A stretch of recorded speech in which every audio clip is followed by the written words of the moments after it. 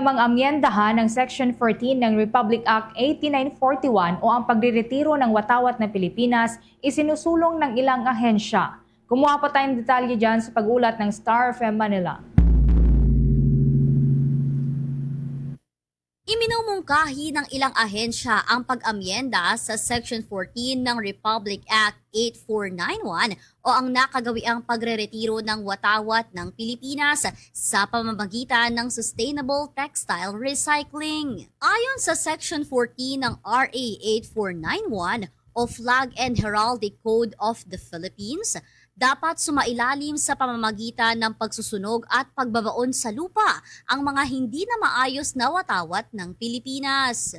Ngunit ayon sa pag-aaral, ang ganitong pagsusunog at pagbabaon sa lupa ng Philippine flag ay naglalabas ng sintetikong materyal at nagdudulot ng panganib sa kalikasan. Kaya naman, nagkaroon ng formal na paglulunsad ang Department of Science and Technology, Philippine Textile Research Institute sa pakikipagtulungan sa National Historical Commission of the Philippines na amyendahan ang probisyon ng RA 8491. Layunin nito ang pagpapakilala ng matalinong pamamaraan sa pagreretiro ng watawat ng Pilipinas na may panawagan para sa sustainable textile recycling o circularity o ang pagbibigay ng panibagong silbi sa Philippine flag sa tulong ng agham at teknolohiya.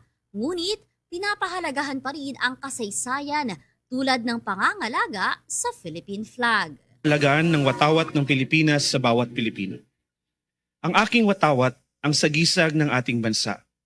Itong simbolo ng ating inang bayan, ang Republika ng Pilipinas.